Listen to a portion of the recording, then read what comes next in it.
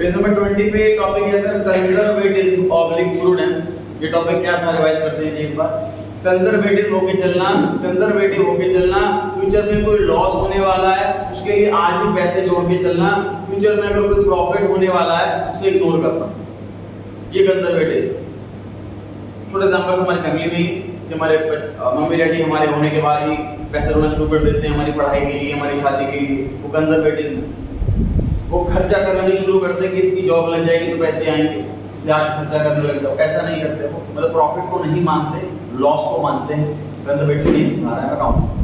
Conservative कह रहा है कि आपको लग रहा है नेक्स्ट ईयर कुछ नुकसान होने वाला है, कुछ लॉस होने वाला है, इसको आज ही रिकॉर्ड कर दो। आपको लगता है कि फ्यूचर में प्रॉफिट होने वाला है, उसे भूल जाओ, जो होगा होगा। ये सिखा रहा है कंजर्वेटिव। क्वेश्चन देखते हैं। पहला क्वेश्चन है द पॉलिसी ऑफ एंटीसिपेट करें नो प्रॉफिट लेकिन प्रोवाइड करें सारे पॉसिबल लॉसेस। ये कन्वेंशन, ये कॉन्सेप्ट कहां से आया है? कंजर्वेटिव से आया, सी ऑप्शन।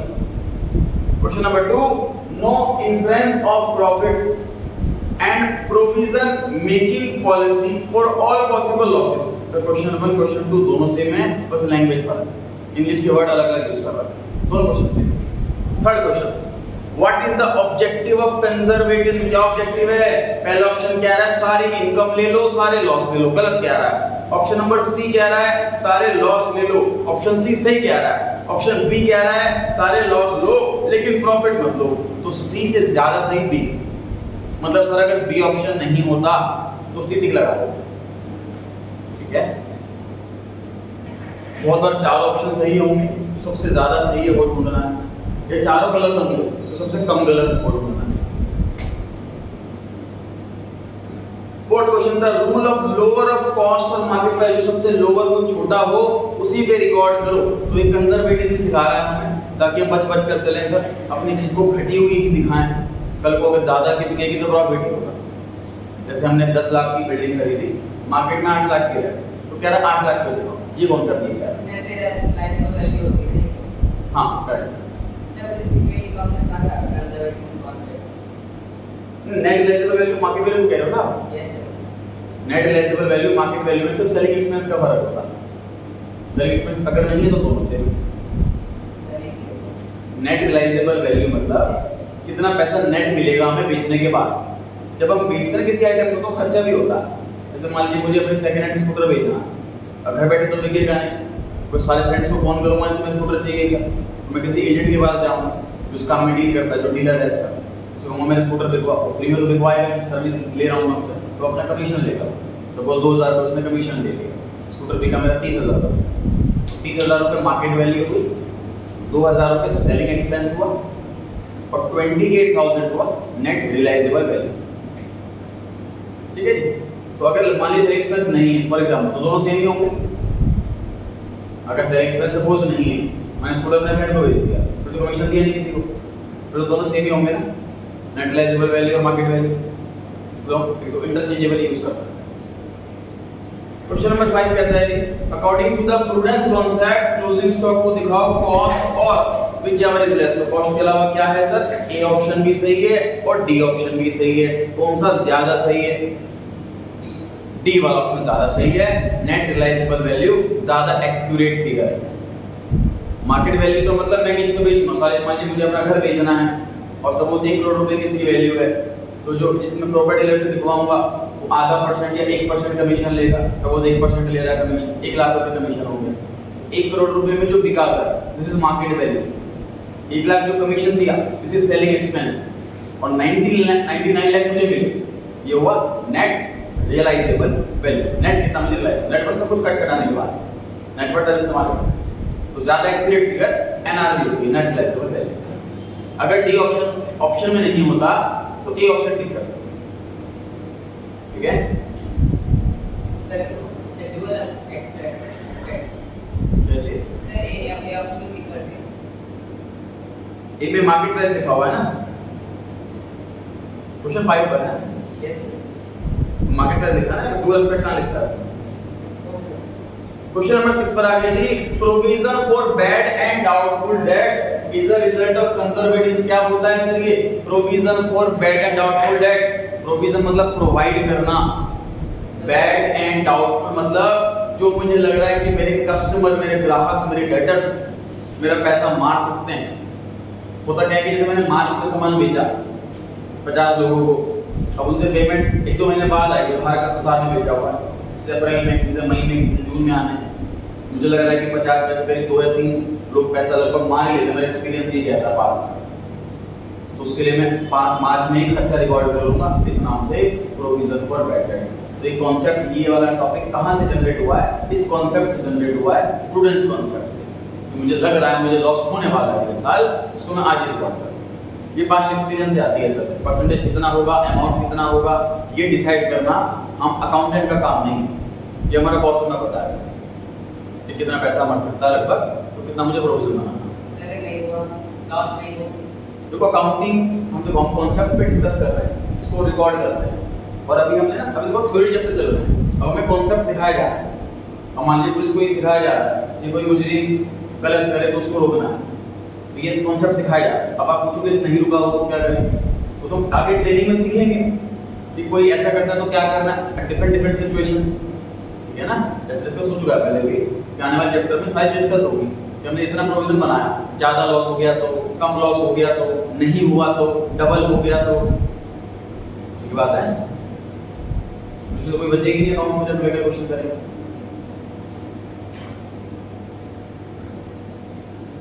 पॉइंट नंबर 7 पर आ गए जी, डेटर 50,000 रुपए के हैं और प्रोविजन 5% क्रिएट करना है बैड डेट के लिए। तो ये कौन सा कॉन्सेप्ट क्या है करने के लिए?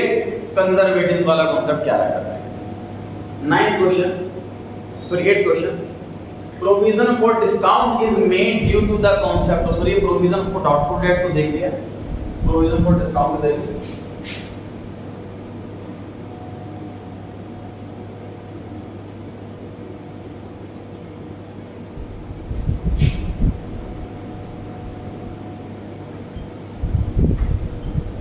सर मार्च में सेल करिए, सारे कस्टमर्स को बोला है कि आपके पास 2 महीने का समय है, 2 महीने के अंदर पैसे दे जाना। तो उन कस्टमर के पास टाइम है मई तक का, वो मई तक पैसे दे सकते। उन कस्टमर्स को ना ये भी ऑफर दिया है कि अगर आप 1 महीने के अंदर पैसा दे जाओगे तो आपको 1% का डिस्काउंट भी मिलेगा। जल्दी पैसा आएगा तो मेरे को पैसे मिल जाएंगे, वो पैसा बिजनेस में लगाऊंगा और कमा लूंगा, तो डिस्काउंट से ज़्यादा मेरी कमाई हो जाएगी। दूसरा, पैसे मरने का रिस्क होता है वो बच जाएगा। तीसरा, मैनेजमेंट करनी होती है, अकाउंटेंट रखना पड़ता है, हिसाब रखना पड़ता है, कॉल करनी पड़ती है, हेडेक बच जाएगी। तो डिस्काउंट ऑफर इसलिए रखा हुआ है। अब 31 मार्च को मैं अकाउंट बना रहा हूँ, अपने फाइनल रिपोर्ट बना रहा हूँ, प्रॉफिट लॉस निकाल रहा हूँ, तो मैं ये सोच रहा हूँ क्या 10,000 की मैंने सेल तो ले ली, इस पर डिस्काउंट तो देना पड़ेगा। लेकिन डिस्काउंट कितना देना पड़ेगा तो पता ही नहीं, क्या पता सारे ग्राहक आ जाए पैसे लेकर के, तो 10 लाख का 1% 10,000 रुपये डिस्काउंट हो जाएगा। हो सकता है आधे ग्राहक आए पैसे लेकर के 1 महीने के अंदर, तो 5 लाख का 1% 5,000 रुपये डिस्काउंट हो जाएगा। हमें डिस्काउंट का आइडिया नहीं कितना हो सकता है, तो ये पास्ट एक्सपीरियंस से कैलकुलेट करता है प्रोप्राइटर, अकाउंटेंट नहीं। प्रोप्राइटर हमें बताएगा कि सर लगभग 3% ग्राहक तो ऐसे हो ही जाते हैं, जो सॉरी 20% ग्राहक ऐसे हो जाते हैं जो ले आते हैं। तो 10 लाख का 20% 2 लाख रुपए के ग्राहक डिस्काउंट अवेल कर लेते हैं, तो 2 लाख का 1% 2,000 रुपये का प्रोविजन बना। इस नुकसान को डिस्काउंट देना पड़ेगा, इस नुकसान को आज ही रिकॉर्ड कर लो। This is provision for discount. Again future का एक्सपेंस है, लॉस है, आज ही रिकॉर्ड कर रहे हैं। ये किसने सिखाया है? प्रूडेंस ने सिखाया। 9th क्वेश्चन, कंपनी ने परचेज करे हैं गुड्स 30 लाख रुपए के, उसमें से 70% गुड्स जो है वो बेच दिए हैं इसी साल, तो मतलब कि 30% बच गए हैं। तो 30 लाख का 30% कितना हुआ? 9 लाख, है ना। 30 लाख में से 70% गुड्स बिक गए, मतलब 30% गुड्स बच गए। तो 30 लाख का 30% कितना हुआ? 9 लाख। जो गुड्स बच गए वो 9 लाख। लिखा था market value of the remaining goods was 6 lakh. बताओ मार्केट वैल्यू ज्यादा कि कॉस्ट ज्यादा? कॉस्ट ज्यादा, क्योंकि कॉस्ट 9 लाख है और मार्केट वैल्यू 6 लाख है, तो उस टाइम कॉस्ट ज्यादा है। आगे, कंपनी ने वैल्यू करा क्लोजिंग स्टॉक को 6 लाख पे, ना कि 9 लाख पे। तो क्यों ऐसा करा कंपनी ने? मैचिंग सॉरी प्रूडेंस कॉन्सेप्ट की वजह से, क्योंकि लॉस हमने आज ही बुक कर लिया। 9 लाख का खरीदा था, मार्केट में सिर्फ 6 लाख का रह गया, आज क्लोजिंग स्टॉक हमने 6 लाख का अभी रिकॉर्ड कर लिया। 10th क्वेश्चन, स्टॉक को रिकॉर्ड किया जाता है किस पर? इसका क्वेश्चन चौथी पांचवी बार आ रहा है। तो कॉस्ट और NRV which ever is lower, option number. Next concept है सर कंसिस्टेंसी। कंसिस्टेंसी कॉन्सेप्ट में क्या है?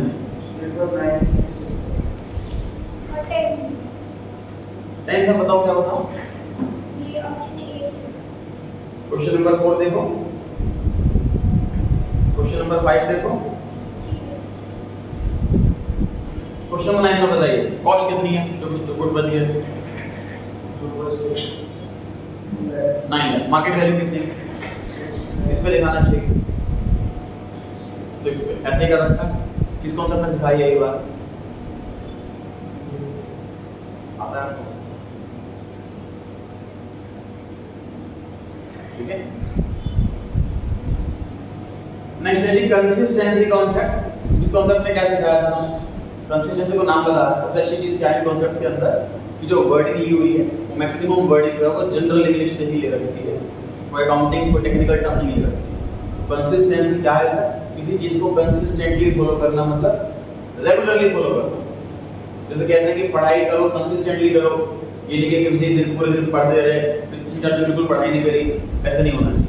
कॉन्सेप्ट यहाँ सिखाया जा रहा है कि अगर आपने अकाउंट्स का कोई मेथड है, कोई अकाउंट्स मेंटेन करने का कोई तरीका है, जहाँ पर आपके पास ऑप्शन है कि 2 में से कोई एक चूज कर सकते हो या 3 में से कोई एक चूज कर सकते हो, तो आप चुनने से पहले 50 बार सोचो, 100 बार सोचो और फिर चूज करो। उसके बाद लेकिन चेंज नहीं करो। जो मेथड चूज कर लिया फिर हर साल वही फॉलो करना। बस कॉन्सेप्ट ये कह रहा है। चूज करने के लिए कोई कंपलसरी नहीं कर रखा। आगे चैप्टर्स में पढ़ेंगे, यहाँ पे ऑप्शंस दिखेंगे आपको मेथड्स के। तो वो लोग कह रहा है कि जो मर्जी मेथड यूज करो, हम कुछ नहीं कह रहे आपको कि ये वाला यूज करो, लेकिन एक बार जो यूज कर लिया फिर वही यूज करना। ठीक है।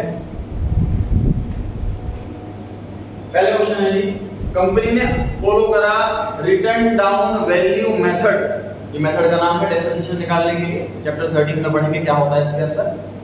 For depreciating machinery year after year, मतलब ईयर आफ्टर ईयर हर साल से मेथड फॉलो किए जा रही है। तो ये बात कौन से कॉन्सेप्ट में सिखाया है? कंसिस्टेंसी कॉन्सेप्ट में सिखाया।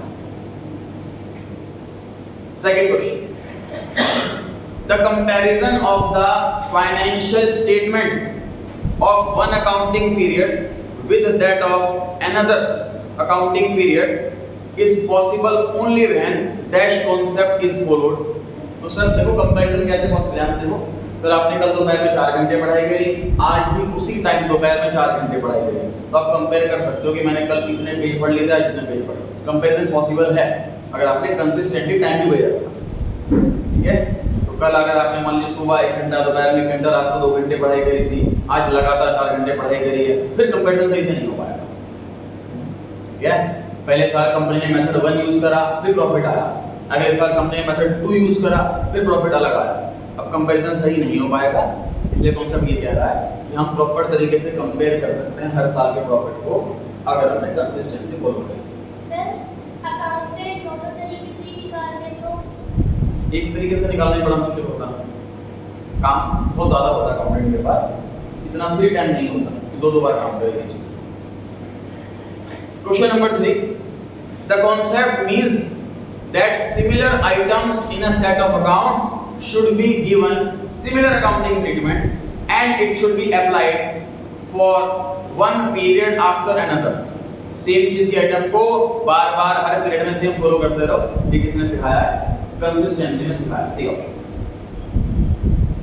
फोर्थ क्वेश्चन, देखो आंसर तो हमें सबके पता है क्योंकि टॉपिक कंसिस्टेंसी चल रहा है। हम देख रहे हैं कि क्वेश्चन कितनी लैंग्वेज में आ सकता है। ठीक है ना, हम एग्जाम में जो भी लैंग्वेज है वो नहीं ना लगे, हम पहले से उसको फेस कर चुके हैं। Question 4, to achieve the comparability of the financial statement same policy follow की जाती है एक से दूसरे पीरियड में। कौन से सिखाया है? कंसिस्टेंसी ने सिखाया है। क्वेश्चन नंबर 2 में भी कंपैरिजन की बात हुई थी, क्वेश्चन 4 में भी कंपैरिजन की बात हो रही है। फिर कौन सा क्वेश्चन? 4 और second same. Question number 5, consistency with reference to application of accounting principles refer to तो कंसिस्टेंसी का मतलब क्या है, इन ऑप्शन में से हमें देख करके बताना। ऑप्शन ए कह रहा है कि सारी की सारी कंपनियां सेम इंडस्ट्री में, तो क्या मतलब है इंडस्ट्री का, इंडस्ट्री मतलब बिजनेस। जैसे मैं बोलूं कि ऑल द कंपनीज की जगह एयरटेल, जियो, वोडाफोन, आइडिया, ये 3 कंपनियां हो गई in the same industry, telecom company तीनों की should use identical procedure and method. मतलब मेथड, मान लीजिए का method 1, method number 1 Airtel use कर रहा है तो मेथड 1 ही जियो यूज करे। पहला पॉइंट ऐसा कह रहा है, लेकिन ये सही नहीं।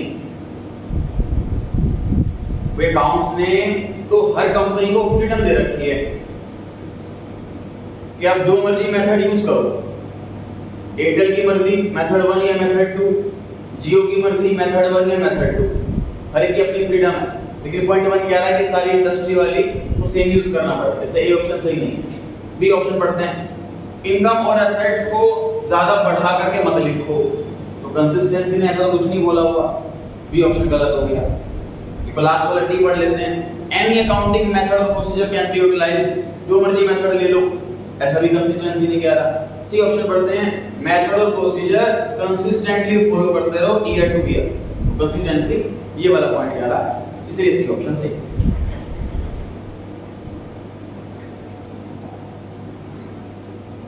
नेक्स्ट कॉन्सेप्ट है सर मटेरियलिटी। मटेरियलिटी वर्ड बना है मटेरियल से, मटेरियलिटी मटेरियल जो मतलब काम की चीज होती है, इसे नॉर्मल लैंग्वेज में भी कहते हैं कि जी मेरे लिए इमैटेरियल। मान लीजिए पूछा जाए कि आप फैमिली में फंक्शन है, शादी है, 10 लाख रुपए सपोज लगा रहे हैं, टोटल बजट हमारा है, तो कहाँ एक्सपेंस करेंगे, हमने प्लानिंग कर रहे हैं, तो हम मटेरियल मतलब काम की चीजों की बात करेंगे। सर शादी में पार्टी में 4 लाख लगेंगे, ज्वेलरी में 2 लाख लगेंगे, ये ना मोटी मोटी चीजों की बात करेंगे, तो मटेरियल। सर इलेक्ट्रिसिटी बिल 2000 की जगह 2500 आ जाएगा, 500 रुपये एक्स्ट्रा, इस पे बात नहीं करेंगे, ये मटेरियल हो गया, ठीक बात है। तो जब डिस्क्लोज करेंगे अपने अकाउंट का तो मटेरियल फैक्ट्स देखें, हमारे जब इन्वेस्टर हमारे अकाउंट्स देखें तो उन्हें मटेरियल काम की चीजें देखें, डिस्क्लोज किस तरीके से करना।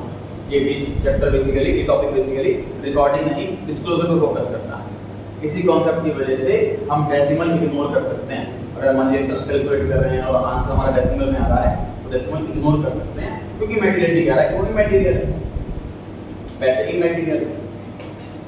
पढ़ते हैं एक बार, ओमिशन ऑफ पैसे and showing the round figure. तो ये कौन से कॉन्सेप्ट पे बेस्ड है, किसने अलाउ करा है, किसने परमिशन दी है? मटेरियलिटी ने परमिशन दी। सेकंड क्वेश्चन, सर ऑडिशन का क्या मतलब? भूल जाना, फॉरगेट। सेकंड क्वेश्चन, छोटी छोटी आइटम है जैसे कि स्टेपलर, कैलकुलेटर, उसको हम बुक्स में as a fixed assets, as a long term asset नहीं दिखाते, जबकि वो लॉन्ग टर्म तक यूज होते हैं। किस कॉन्सेप्ट ने हमें ये सहूलियत दे दी? मटेरियलिटी कॉन्सेप्ट ने सहूलियत दे दी। Third question, which accounting concepts give the valuation criteria? ये क्वेश्चन वैसे 11th क्लास से नहीं है, ग्रेजुएशन से लिया हुआ है मैंने, लेकिन टॉपिक रिलेटेड था तो मुझे लगा शायद थोड़ा आइडिया हो जाए। वैल्यूएशन क्राइटेरिया मतलब कि किसी चीज को ना मुझे अमाउंट कैलकुलेट करनी है, इसकी वैल्यू, इस पर रिकॉर्ड करूंगा, इस पर रिकॉर्ड करूंगा, तो कौन कौन से कॉन्सेप्ट है जो वैल्यू पे बात करते हैं, क्वेश्चन ये पूछ रहा है। ऑप्शन पे बात नहीं, पहले क्वेश्चन का मीनिंग समझो कि कौन कौन से कॉन्सेप्ट जो वैल्यू पे बात कर रहे हैं, मुझे वैल्यू निकालनी है किसी चीज की।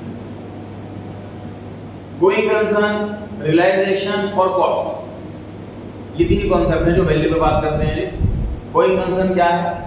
बिजनेस लॉन्ग टर्म तक चलेगा, इसलिए हम बाइफरकेशन करते हैं कि लॉन्ग टर्म एसेट को फिक्स्ड एसेट ही बोलो, करंट एसेट को बिलो 12 मंथ को करंट एसेट ही बोलो। अगर गोइंग कंसर्न नहीं होगी तो हमारी सारी चीजें कंसिडर बन जाएंगी, तो गोइंग कंसर्न में डिस्कस किया था। सेकंड है रियलाइजेशन कॉन्सेप्ट, हमारी इनकम कब रियलाइज होगी, कब वैल्यू की जाए उसकी, सेल परफॉर्म हो जाए तब।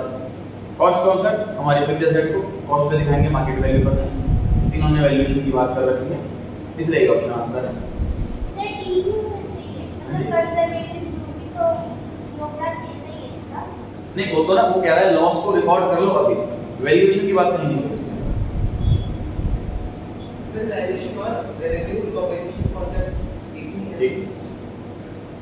Fourth question, which concept work together for income measurement and recognition of assets and liabilities, income को कैलकुलेट करना और एसेट को रिकॉग्नाइज करना, मतलब कब रिकॉर्ड करें, रिकॉग्नाइज करना मतलब कब रिकॉर्ड करें, इनकम को कब रिकॉर्ड करें, एसेट को कब रिकॉर्ड करें, लायबिलिटी को कब रिकॉर्ड करें, इस पे चर्चा कौन कौन से कॉन्सेप्ट करते हैं सर। तो देखिए एक्रूवल, मैचिंग और पीरियोडिसिटी। एक्रूवल कहता है कि जब लेन देन हो गया तभी रिकॉर्ड कर लो, पेमेंट का वेट मत करो। मैचिंग कॉन्सेप्ट कहता है कि सारे एक्सपेंस रिकॉर्ड करो उतने ही महीने के, उतने महीने की इनकम लिए। पीरियोडिसिटी कॉन्सेप्ट कहता है कि अपने पूरी बिजनेस साइकिल को छोटे छोटे पीरियड्स में तोड़ दो, उसे पीरियड की फिर कैलकुलेशन करो प्रॉफिट लॉस में। तो ये तीनों कॉन्सेप्ट रिकॉग्निशन पे वर्क कर रहे हैं, इनकम एक्सपेंस पे वर्क कर रहे हैं। थर्ड और फोर्थ क्वेश्चन 11th के नहीं है, आप चाहें तो स्किप कर सकते हैं, for the purpose of knowledge भी मैंने नोट्स के अंदर डाले हैं। फंडामेंटल अकाउंटिंग असम्पशन कौन कौन सी है जी? गोइंग कंसर्न, कंसिस्टेंसी और एक्रूवल। तो उसी पे क्वेश्चन है जो फंडामेंटल असम्पशन किसे कहते हैं, जो हमें प्रेजम्पशन होती है कि हर कंपनी फॉलो कर रही है, अगर फॉलो नहीं कर रही तो हमें रिपोर्ट करनी होगी। पहला क्वेश्चन लिखा हुआ है जी, fundamental accounting assumptions are, option number, हाँ ऑप्शन सी में लिखा है जी गोइंग कंसर्न, कंसिस्टेंसी और accrual, C option. Question number 2 में लिखा है कि इन चारों में से बताओ कौन सी फंडामेंटल अकाउंटिंग असम्पशन नहीं है। कंजर्वेटिव नहीं है सर, सी ऑप्शन, बाकी तीनों है। क्वेश्चन नंबर 3, तीन फंडामेंटल अकाउंटिंग असम्पशन तीन पार्टों में से कौन कौन सी ढूंढनी है। पहले वाला एक्रूवल है, दूसरा कंजर्वेटिव नहीं है, तीसरा गोइंग कंसर्न है, चौथा कंसिस्टेंसी है। तो फर्स्ट वाला है, थर्ड वाला है और फोर्थ वाला। तो ये कौन से ऑप्शन में दिख रहा है आपको? बी, सेकंड वाला ऑप्शन में दिख रहा है। क्वेश्चन नंबर 4 पर आ गए जी। If nothing is written in the financial statements about the three fundamental assumption, इसके बारे में कुछ भी नहीं लिखा हुआ, then it can be presumed that, क्या presume करोगे कि वो फॉलो हो रहे हैं। ऑप्शन नंबर बी, ये assumption फॉलो हो रही है ऐसा माना जाता है अगर कुछ भी रिपोर्ट में नहीं लिखा। मतलब हम ऑडिटर क्या सिखाया जा रहा है, हम ऑडिटर को ये सिखाया जा रहा है कि जब अकाउंट चेक करने जाओ और ये तीनों चीजें फॉलो हो रही हैं तो आपको रिपोर्ट में कुछ भी नहीं लिखना इनके बारे में। अगर ये तीन चीज फॉलो नहीं हो रही तो आपको रिपोर्ट में लिखना। तो क्वेश्चन ये पूछ रहा था कि अगर रिपोर्ट में कुछ भी नहीं लिखा हुआ तो एक आम इन्वेस्टर क्या समझे इसको, कि वो फॉलो हो रही है कि फॉलो नहीं हो रही? फॉलो हो रही।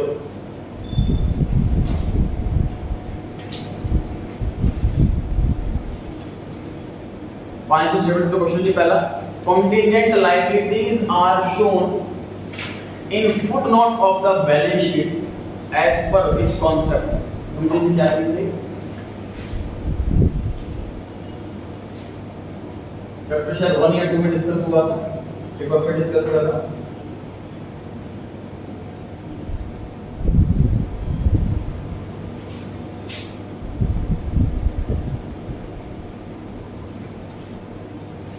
नॉर्मल लायबिलिटी वो होती है जिसकी पेमेंट करनी है, ये बात कंफर्म है। जैसे कि बैंक से लोन लेते हैं तो पक्का पता है पेमेंट करनी है, कितनी पेमेंट करनी है ये पता। कंटीजेंट लायबिलिटी ऐसी लायबिलिटी होती है, कैसा कर्जा होता है जिसकी पेमेंट करनी है कि नहीं करनी पक्का नहीं। ऐसे कैसे हो सकता है सर? इसका एग्जांपल होता है कि कंपनी में केस चल रहा है, किसी ने हमारी कंपनी पर केस कर दिया है तो अगर हम केस हार जाएंगे तो पैसे देने पड़ेंगे, अगर केस जीत जाएंगे तो पैसे देने नहीं पड़ेंगे। तो कोई एक ऐसा इवेंट पे डिपेंड कोई ऐसी लायबिलिटी है, ऐसी लायबिलिटी कंटीजेंट लायबिलिटी है, ठीक है। अच्छा सुनिए, तो कंटीजेंट लायबिलिटी को बुक्स में भी रिकॉर्ड नहीं करते क्योंकि अभी तक ये फिक्स ही नहीं हुआ, अभी तो केस चल रहा है, कोर्ट में तो केस लंबा चल रहा है, इसलिए रिकॉर्ड नहीं करना चाहिए उसे, ठीक।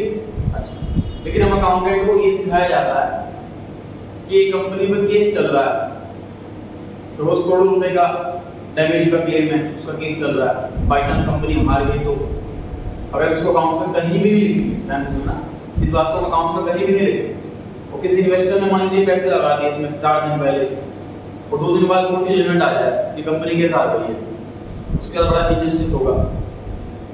इसलिए हम अकाउंटेंट को ये सिखाया जा रहा है कि जहाँ अपने अकाउंट्स कंप्लीट कर लो, जहाँ खत्म उसकी नेक्स्ट लाइन में एज अ लैंग्वेज ये लिख करके आना कि there is a case against the company against the damages of this amount, बस ये लिख कर क्या, इसको कोई रिकॉर्डिंग नहीं करनी, कोई बैलेंस शीट कोई एंट्री कुछ भी कहीं नहीं होना, बस एज अ फुट नोट बोलते हैं इसको। फुट नोट का मतलब जहाँ पे हमारे अकाउंट खत्म हो रहे हैं उसके लास्ट में एज अ लैंग्वेज हमें लिख कर के आना चाहिए। तो ये क्या बेसिक बात हुई यहाँ पर, ये बात हुई डिस्क्लोजर की, कि हमें हर चीज़ डिस्क्लोज करके चलनी है, बता करके चलनी है। तो जैसे फॉर एग्जांपल डॉक्टर भी अगर जो ऑपरेशन करना चाहता है तो बता करके चलता है कितने % चांस है, 100% चांस नहीं है मतलब बचने के पेशेंट के, कि हम पूरी कोशिश करेंगे, डिस्क्लोज करके चलता है। साइन भी पेशेंट के हवाले से करवाते हैं, हम रिस्पॉन्सिबल नहीं।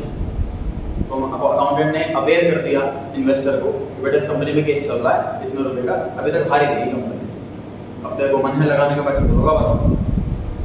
क्वेश्चन फिर से पढ़ते हैं एक बार। क्वेश्चन में लिखा था कॉन्टिजेंट लायबिलिटी को शो किया जाता है बैलेंस शीट के फुट नोट में। तो ये कौन सा कॉन्सेप्ट सिखा रहा है ये बात, डिस्क्लोजर के, डिस्क्लोज करके चलो सब, ठीक है। कुछ पूछ रहे थे बाकी आ गया। लायबिलिटी नॉर्मल कर्जा है, जैसे उधार लेके कुछ क्रेडिटर से बैंक से लोन लिया वो नॉर्मल कर्जा। क्वेश्चन नंबर 2 पर आते हैं। A firm has reported a profit of 1,47,000 at the end of the financial year after taking into consideration the following amount। मतलब एक कंपनी वाले ने ये प्रॉफिट कैलकुलेट करा है और प्रॉफिट कैलकुलेट करते टाइम 1 2 3 4 ये चारों आइटम को उसने रिकॉर्ड करा। लास्ट में लिखा हुआ है what is the correct amount of profit, मतलब इन चारों में हमें शायद कुछ गड़बड़ मिलेंगी, कुछ मिस्टेक्स मिलेंगी, हमें क्या करना है उस मिस्टेक को ठीक करके सही वाला प्रॉफिट निकालना। तो जनरली ऐसा कब होता है, जैसे मान लीजिए मैं बिजनेसमैन हूं, मैंने अपने अकाउंटेंट रखा हुआ, वो गड़बड़ करता रहता है, गलतियां करता रहता है अकाउंट्स के अंदर, मैंने उसको निकाल दिया। अभी कि नहीं अकाउंटेंट रखा तो उसको ये नहीं कहूंगा भी एक बार सारे अकाउंट दोबारा बना, ऐसा तो नहीं कहूंगा उसको कहूंगा कि आज से अकाउंट सारे तुमने बनाने हैं और पीछे की कुछ गलतियां हो गई तो वो तुम्हें ठीक करनी है, ठीक है। अब हमारी फ्रेश जॉब लगी हुई है एक एग्जिस्टिंग फर्म के अंदर और हमें गलती ठीक करने का काम मिला हुआ। पहला point, the cost of an asset has been taken as an expense. बताइए ये मशीन खरीदी और उसको ऐसा रिकॉर्ड कर ले कि एक्सपेंस हो गया, तो ध्यान समझिए इस चीज को। प्रॉफिट किससे कम होता है, एसेट से कि एक्सपेंस से? एक्सपेंस से। एसेट तो एक ऐसी चीज है जो हमारे पास आ गई तो हमारे साथ कई साल रहेगी, वो कैसा खर्च नहीं हुआ, ठीक है। तो एक्सपेंस से प्रॉफिट कम होता है, एसेट से नहीं। इस अकाउंटेंट ने गलती से क्या करा, एसेट को एक्सपेंस मान लिया, इस वजह से प्रॉफिट घट गया होगा कि बढ़ गया होगा?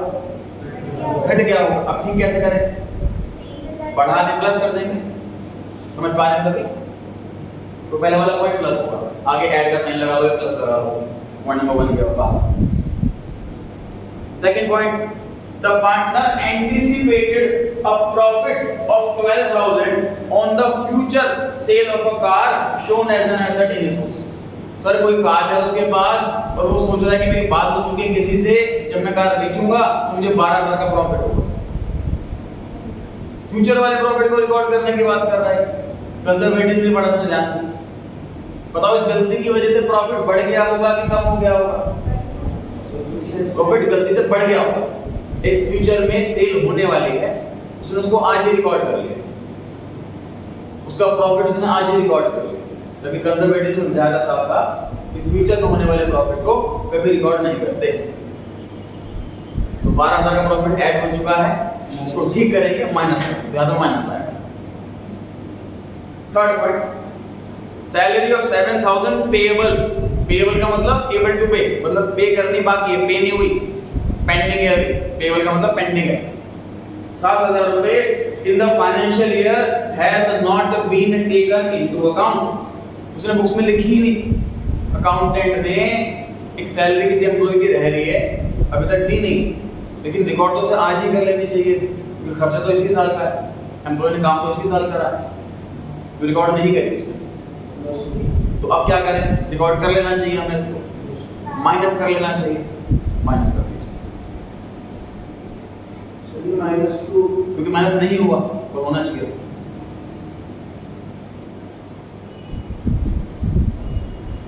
पॉइंट नंबर 3 में लिखा है नॉट रिकॉर्डेड, रिकॉर्ड ही नहीं करा उसने, एक खर्चा लिखा ही नहीं। पॉइंट नंबर 1 और 2 में क्या गलती करी थी? उल्टी चीज रिकॉर्ड कर ली थी, ठीक है, इसलिए रिवर्स कर रहे थे। पॉइंट नंबर 3 में उसने कुछ करा ही नहीं, जबकि करना चाहिए था इस बार, ठीक है। सर अब इसे रिकॉर्ड करके माइनस एक्सपेंस को रिकॉर्ड कर तो प्रॉफिट तो कम ही होगा ना। हम प्रॉफिट कैलकुलेट कर रहे हैं इस क्वेश्चन, हम इस क्वेश्चन में प्रॉफिट कैलकुलेट कर रहे हैं, तो एक्सपेंस को रिकॉर्ड करना मतलब प्रॉफिट घटाना। कोई अकाउंटेंट ने अगर ये सैलरी रिकॉर्ड कर ली होती तो प्रॉफिट घटता ना, ठीक बात है, घटानी तो है, एक्सपेंस है।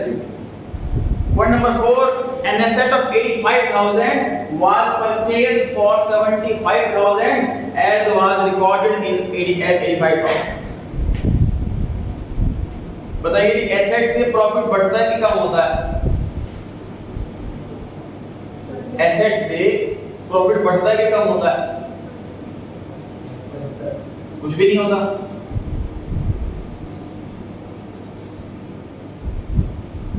मुझे बताओ, मैंने 4 लाख की कार खरीदी, तो मेरी कंपनी की जो सेल है, जो एक्सपेंस है और जो प्रॉफिट है, वो तो ना बढ़ेगा ना घटेगा। अगर कार खरीदूंगा तो कैश कम होगा और कार नाम से बढ़ जाएगी, ये दो चीजें इम्पैक्ट पड़ेगा बस। कैश प्रॉफिट तो कोई इम्पैक्ट ही नहीं पड़ेगा, सोच के देखो। दूसरा एग्जांपल, मैंने सर लोन ले लिया बैंक से 10 लाख रुपए का, प्रॉफिट तो ऐसे ही रहेगा, लोन नाम की लायबिलिटी बढ़ गई, कैश बढ़ गया, दो बातें हुई। कोई चेंज नहीं आया इनकम पे, कोई चेंज नहीं आया एक्सपेंस पे, कोई चेंज नहीं आएगा प्रॉफिट पे। जो पॉइंट नंबर 4 है वो इररिलेवेंट है from the point of view of profit. जो पॉइंट नंबर 4 है वो इररिलेवेंट है from the point of view of profit. इसलिए पॉइंट नंबर 4 में कुछ भी नहीं करना, ना प्लस करना ना माइनस करना। बताओ क्या आंसर आ रहा है, कैलकुलेट करें फटाफट से। 1 लाख की क्या बने सर? हां जी, 1 लाख की क्या बने सर? तो बी ऑप्शन आंसर आ रहा है, ठीक है। समझ पा रहे हैं सभी? अगला टॉपिक है जी अकाउंटिंग स्टैंडर्ड्स, जो लॉ बनाया हुआ है अकाउंटेंट ने। हां जी, तो अलाउड बोले। 4.2 की गलती पार्टी जो होती है 5 की रेटिंग 75। हाँ, तो? बिल्कुल सही है। आपका क्वेश्चन भी नहीं समझा, मैं दोबारा ट्राई करो। 75 पे रिकॉर्ड करना चाहिए, 35 पे रिकॉर्ड करा है, गलत करा, ये सुन लिया मैंने। उसके आगे मेंशन करेंगे, क्वेश्चन पूछा गया आपसे, प्रॉफिट पूछा हुआ। इन गलतियों को ठीक कैसे करेंगे, इस पे एक सेपरेट चैप्टर है जिसका नाम है रेक्टिफिकेशन ऑफ एरर्स। उस चैप्टर में आपको ये सिखाया जाएगा कि अकाउंट्स बनाते टाइम अगर आपसे कुछ मिस्टेक्स हो गई हैं तो उसको ठीक करने का भी एक फॉर्मल प्रोसीजर है, उसको काट के ठीक नहीं कर सकते हम। मैंने 5,000 रुपए लिखने थे राम के अकाउंट में, मैंने 50,000 रुपए लिख दी गलती, जीरो एक्स्ट्रा लगा दी गलती से, तो मैं जीरो को काट नहीं सकता ठीक करने के लिए।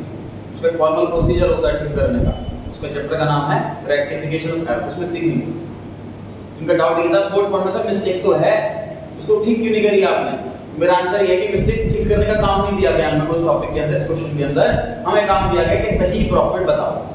तो मैं ये जज कर ले कि 4 पॉइंट की वजह से प्रॉफिट पे कोई इंपैक्ट नहीं पड़ेगा, इसलिए पॉइंट को इग्नोर करते हैं। उसने पूछा होता कि इन गलतियों को ठीक करना है तो चर्चा करता था मैं इस पर कि वीडियो ठीक कैसे होगा, क्या अकाउंट में क्या लिखना है, ठीक है। अकाउंटिंग स्टैंडर्ड्स, पहला क्वेश्चन, अकाउंटिंग स्टैंडर्ड्स मैंडेटरी होते हैं, कंपलसरी होते हैं?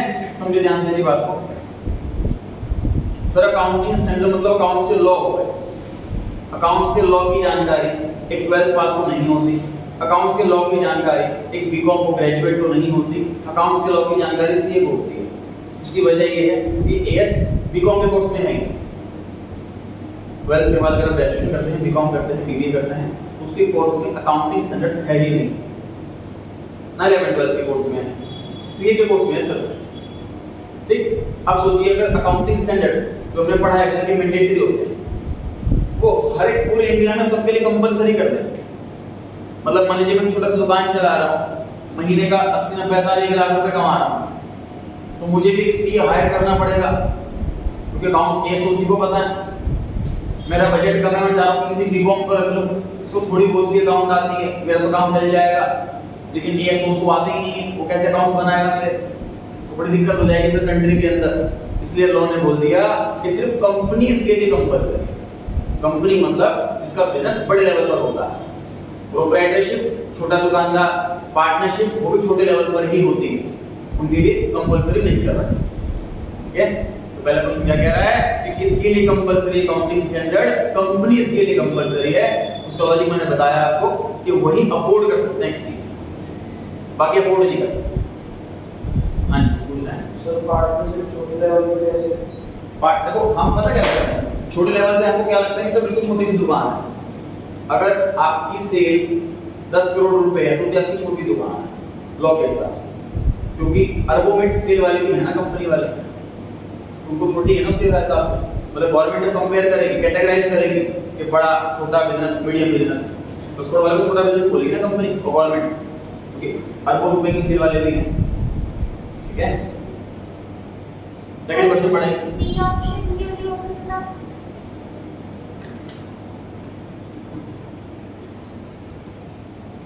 सोल प्रोप्राइटरशिप छोटा दुकानदार वो कहां से बेचारा अफोर्ड करेगा से?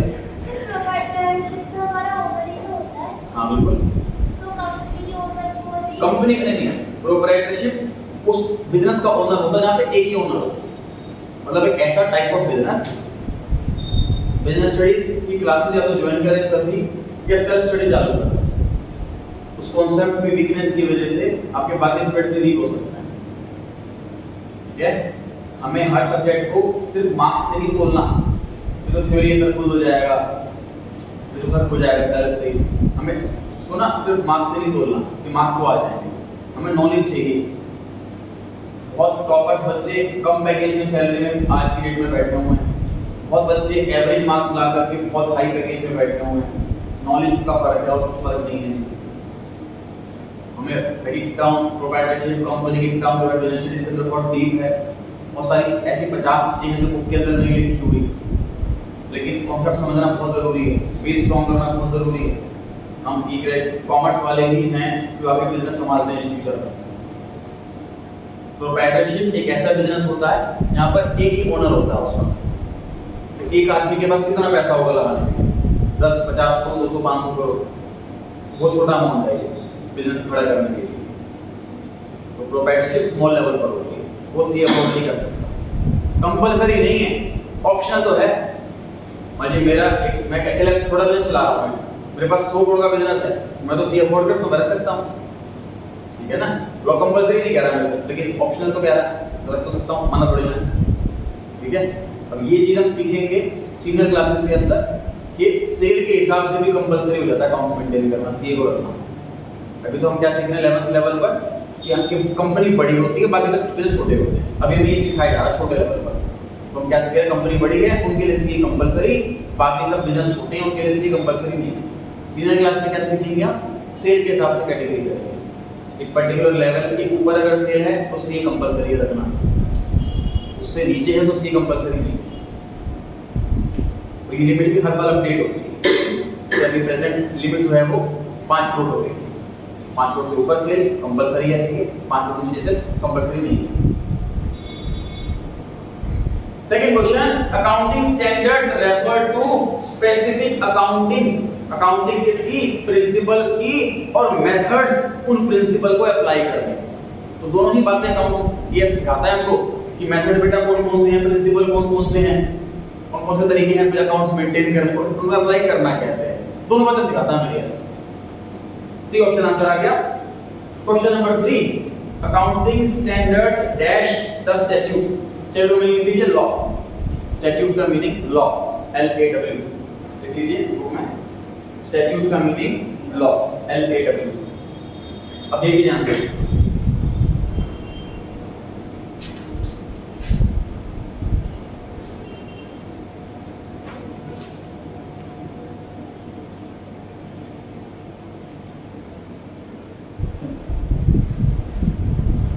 मान लीजिए अकाउंटिंग स्टैंडर्ड कहता है कि मेथड 1 ही यूज करना, मान लीजिए लॉ कहता है कि स्टैंडर्ड मेथड नंबर 2 ही यूज करना, तो बेचारा बिजनेसमैन फंस जाएगा, अकाउंटेंट फंस जाएगा। मैं क्या करूं? मुझे तो एएस को भी बात माननी पड़ेगी, मुझे तो लॉ की बात भी माननी पड़ेगी, मैं कहां जाऊंगा? तो इसलिए अकाउंटिंग स्टैंडर्ड में ये बात मेंशन है कि हमेशा लॉ को प्रायोरिटी दें। प्रेफरेंस लॉ को दे, अगर हम कभी कॉन्ट्रडिक्ट करें, हालांकि कॉन्ट्रडिक्शन कभी होती नहीं है, क्योंकि इसकी वजह क्या है कि काउंटिंग स्टैंडर्ड में आज तक कभी किसी मेथड को कंपल्सरी नहीं कर रखा। जहां पर हमारे दूसरे मेथड होते हैं तो एज को बता रखा है कि किस मेथड से कैसे हमें काउंटिंग करनी है, उसकी हेल्प, उसकी असिस्टेंस दे रखी है। ये नहीं बता रखा कि यही मेथड यूज करना है। कॉन्ट्रडिक्शन आज तक कभी आया नहीं। कभी अगर आए एज खुद कह रहा है कि लॉ को प्रायोरिटी दे, मेरे को नहीं। समझ आ गई बात? यहाँ पे क्या लिखा हुआ है, accounting standard cannot override the law, sir cannot override answer आ गया। सही है? ना ऐसा क्यों कहेगा कि किसी एक ही मेथड को फॉलो करो? लॉ ऐसा क्यों कहेगा? क्योंकि लॉ के हिसाब से वो वाला मेथड बेस्ट है अकाउंट्स बनाने के लिए, उससे ज्यादा प्रेजेंटेशन बढ़ जाएगी। पर सर अकाउंटिंग स्टैंडर्ड से ज्यादा क्यों नहीं जानता होगा लॉ अकाउंट्स को? लॉ भी तो जो लॉ मेकर्स हैं, जो अकाउंटेंट हैं, एक्सपीरियंस है, वही बनाते हैं। मुझे लॉ कंपनी लॉ बनाया जा रहा है, उसमें अकाउंट्स के रूल लिखे जा रहे हैं, उसमें भी सीए बैठे होंगे, नॉन सीए तो नहीं बैठेंगे जो लॉ बनाए। तो फिर सर अकाउंटिंग स्टैंडर्ड का ये है ना कि तुम अपनी मर्जी से कोई भी मेथड्स कर लो, तो ये तो गलत बात है, क्योंकि मानना तो कंपनी को लॉ का ही बात मानना चाहिए। देखो कंपनी को कंपनी लॉ, देखो लॉ पता है बहुत सारे हैं। जैसे बैंक, मान लीजिए मैं बैंकिंग का बिजनेस कर रहा हूँ, तो मुझे बैंकिंग रेगुलेशन एक्ट ये वाला लॉ पढ़ना है, उसमें क्या लिखा हुआ है। अगर मैं एक नॉर्मल कंपनी हूँ तो मुझे कंपनी एक्ट पढ़ना है कि उसमें क्या लिखा है। मैं पार्टनरशिप हूँ तो मुझे पार्टनरशिप एक्ट, इसमें क्या लिखा है वो पढ़ना है। तो लॉ तो बहुत सारे हैं ना, तो हर लॉ मेकर ने अपने टाइप ऑफ बिजनेस के हिसाब से मेथड बना रखा है। पार्टनरशिप वाला कह रहा है कि ये वाला मेथड हम पार्टनरशिप वालों के लिए सही है, कंपनी लॉ वाला कह रहा है कि ये वाला मेथड कंपनीज के लिए सही है, बैंकिंग वाले कह रहे हैं कि बैंकिंग के लिए वाला मेथड सही है। सब अपने हिसाब से मेथड बना के बैठे हुए हैं। ये कहता है कि सारे विषय मैं समझा दूंगा तुम्हें, जो तुम्हारा लॉ कहता है तुम वो फॉलो कर लो। ध्यान रहेगा जी, ओवरराइड नहीं कर सकता। एस प्रेफरेंस जो देनी है वो लॉ को देनी है। तो क्वेश्चन नंबर 3 में समझ में आ गया। IASB की फुल फॉर्म बतानी है जी, बताइए। लास्ट वाला option international accounting standard board, ठीक है। Question number 5, the purpose of accounting standard is, purpose क्या है कि अकाउंटिंग स्टैंडर्ड्स का हार्मोनाइज मतलब कि सेम सेम अकाउंटिंग पॉलिसी हो। बी ऑप्शन, नॉन कंपैरेबिलिटी एलिमिनेट हो जाए। सब बड़ा तो बड़ा घुमा के लिखा हुआ है, ये पॉइंट है कि कंपैरेबिलिटी हो जाए, नॉन कंपेयर ना हो पाए। बी ऑप्शन में ऐसा लिखा हुआ है, इसको मीनिंग तो ये बना कि कंपेयर हो जाए, है ना। सी में लिखा हुआ है कि रिलायबिलिटी, भरोसा बढ़े अकाउंट्स पे हमारा। तो सारी ऑब्जेक्टिव में से डी ऑप्शन आंसर आ गया। सर एक का मतलब बताइए। हमने इसका मतलब कि सब सेम बने, यूनिफॉर्म।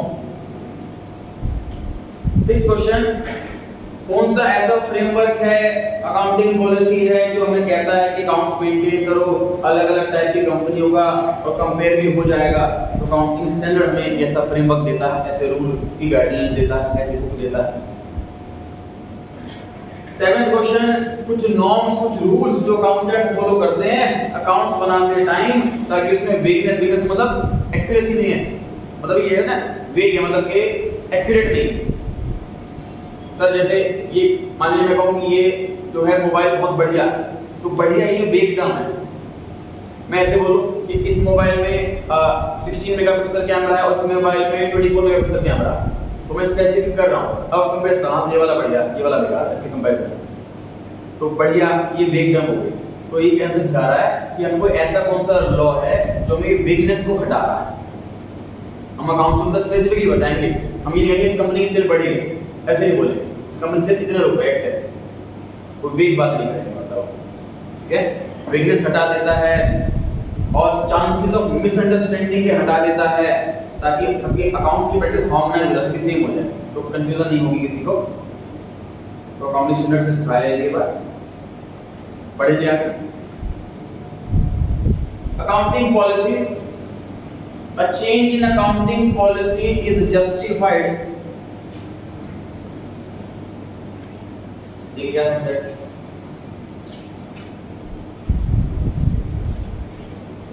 तो कंसिस्टेंसी में क्या बोला कि मेथड अगर आपने एक बार चूज कर लिया तो वही चूज करते रहो, चेंज नहीं करना उसको बार-बार। लेकिन अगर कोई कंपनी वाला, कोई बिजनेसमैन चेंज करना चाहता तो उसके पास सिर्फ 3 रास्ते हैं। पहला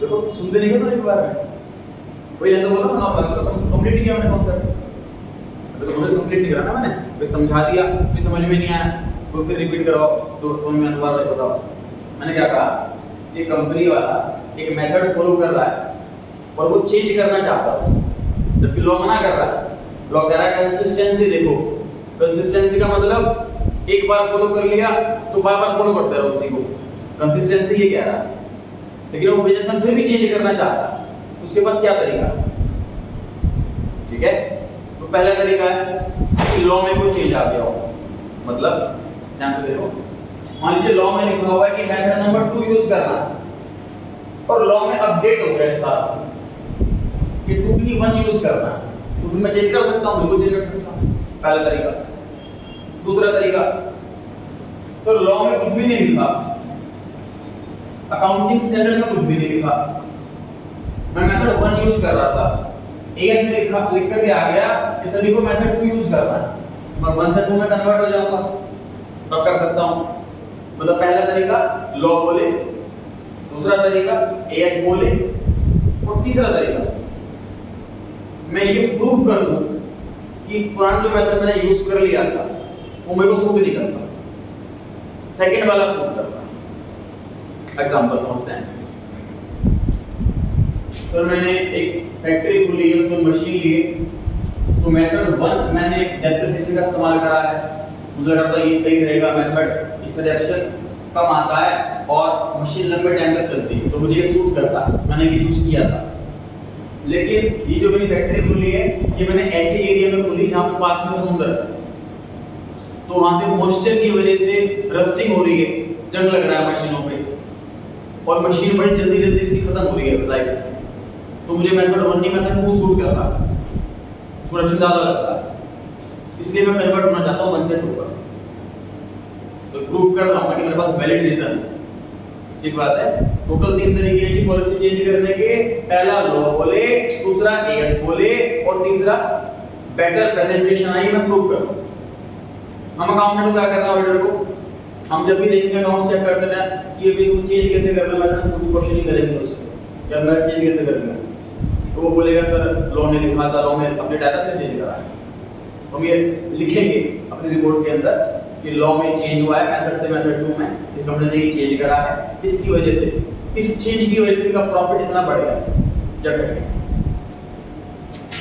या फिर वो कहता सर एएस ने बोला सेम अप्लाई एएस के लिए फिर उसने बोला सर हमारी ये वजह थी रस्टिंग वाली तो ये वजह लिखी हमारा काम रिपोर्ट करना है वजह बोल दी इन 3 के अलावा कोई चौथी वजह नहीं चलेगी कोई चौथी वजह दे रहा है वो मुझे बहाने से मार रहा है तो मैं लिख दूंगा कि there is no valid reason behind this change and profit has been inflated by this amount ठीक है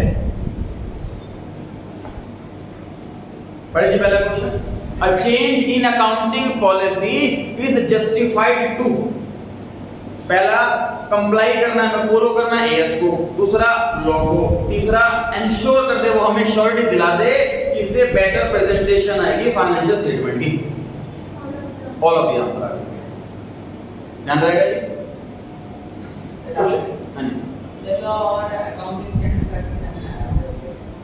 अकाउंट लॉ में ना को बैंक का अलग लॉ है पार्टनरशिप का अलग लॉ है और कंपनीज का अलग लॉ है एएस जो है कॉमन है वो काउंसिल बातें कर रहा है बस question number 2 accounting policies are option number A account standard number 1 में प्रेस्क्राइब की हुई है बी ऑप्शन लॉ बताता है सी ऑप्शन सारे कंसर्न्स के लिए कंसर्न का मतलब बिजनेस किसी भी फॉर्म में हो प्रोप्राइटरशिप हो पार्टनरशिप हो कंपनी और सी ऑप्शन का मतलब हर कंपनी के हर बिजनेस के लिए अलग अलग होता है ऑप्शन नंबर डी परफेक्ट है देखिए कोई भी रूल सभी के लिए नहीं सेम चल सकता हम कहते थे मेथड 1 इतना बढ़िया सभी के लिए वही कंपलसरी हो जाएगा अगर ऐसा हो जाएगा तो मेथड 2 डिलीट ही हो जाएगा ना फिर अगर कोई पर्टिकुलर मेथड सभी के लिए कंपलसरी कर दिया जाए तो मेथड 2 डिलीट ही हो जाएगा अगर सेकंड मेथड बना है तो डेफिनेटली फर्स्ट में कुछ ना कुछ कमियां होंगी या किसी को वो सूट नहीं कर रहा तभी मेथड 2 बना वन नंबर डी कह रहा है कि हर कंपनी के अलग अलग हो सकता है third question Which of the following one of the major consideration, सबसे बड़ी चीज है जो हमें ध्यान रखनी है सिलेक्शन करते टाइम, पॉलिसी को चूज करते टाइम, तो सारी बातों का ध्यान रखना है। डी ऑप्शन आंसर आ गया कि सी ऑप्शन समझते हैं क्या चीज है। ये भी सबको पता है।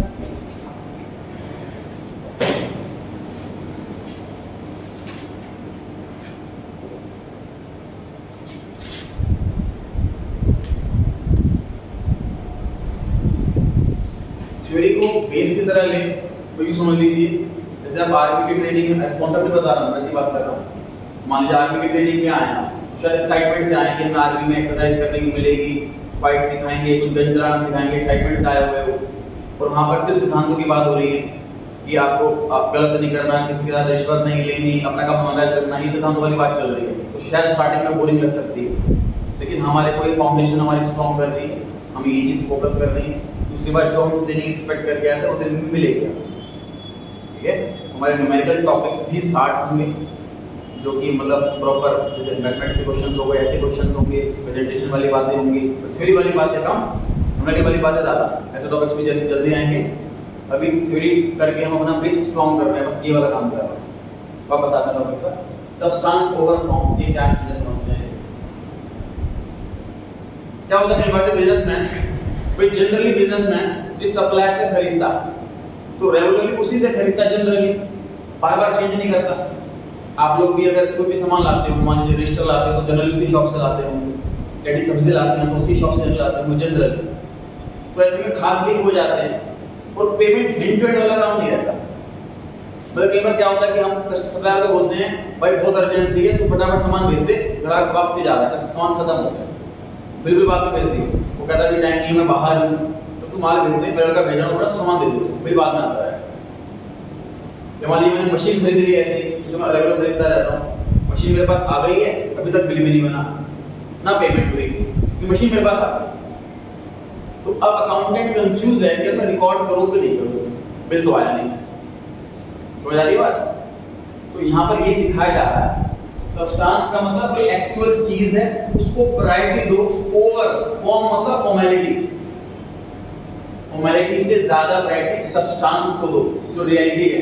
एक्चुअल में मशीन आपके पास आ गई, आपने खरीद ली, फॉर्मेलिटी है कि बिल बनना बाकी है, फॉर्मेलिटी है कि पेमेंट बाकी है। तो हमको फॉर्मेलिटी पे नहीं आना है, रियलिटी पे आना है, हमको रिकॉर्ड कर लेना चाहिए, ये सिखाया जा रहा है।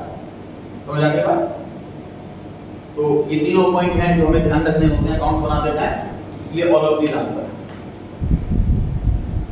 Question number 4, selection of appropriate accounting policy is not based on, selection किस चीज पर बेस्ड नहीं होता, अमाउंट इन्वॉल्व। सर 5 लाख की मशीन है तो अलग अकाउंट, 50 लाख की मशीन है तो अलग अकाउंट, ऐसे कभी नहीं होगा। तो अमाउंट पे इन्वॉल्व नहीं होता हमारा अकाउंट, मशीन को जैसे रिकॉर्ड करते हैं वैसे रिकॉर्ड करेंगे, चाहे 5 करोड़ की हो या 50 लाख की। Question number 5, accounting principles and policies are to be standardized। इनको बनाते हैं स्टैंडर्ड, ताकि हर बंदा वही फॉलो करे। वो क्यों बनाया जाता है? ट्रांसपेरेंसी रहे, कंसिस्टेंसी रहे, कंपेरेबिलिटी रहे, all of these answer. 6th question, which is not an example of accounting policy, कौन सा एग्जांपल नहीं है अकाउंटिंग पॉलिसी का, ये बताना है। तो मतलब हमारी पॉलिसी नहीं, तो पॉलिसी का मतलब क्या होता है, समझिए इस चीज को। जहां हमारे पास ऑप्शन हो, जैसे सर आपने कौन सी स्ट्रीम चूज करी, ये क्वेश्चन पूछा जा सकता है आपसे, क्योंकि 3 में से ऑप्शन है आपके पास। ये क्वेश्चन आपसे 9th या 10th में नहीं पूछा जाता, क्योंकि ऑप्शन ही नहीं है कि नहीं है। तो कौन सी पॉलिसी चूज करनी है, मतलब ऐसा ऑप्शन ढूंढो जहां हमारे पास चॉइसेस हो, यहाँ पे चॉइस ना हो, वो ऑप्शन है फिर तो आंसर होगा। क्वेश्चन रिपीट पढ़ते हैं, अकाउंटिंग पॉलिसी का एग्जांपल नहीं है वो बताना।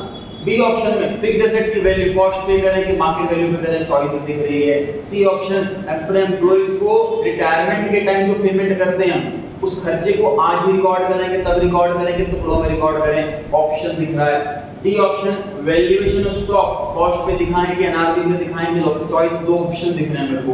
ऑप्शन नंबर ए, बिजनेस हमारा लॉन्ग टर्म तक चलेगा, यहाँ पे कोई चॉइस होगा नहीं कि मैं बंद कर दूंगा।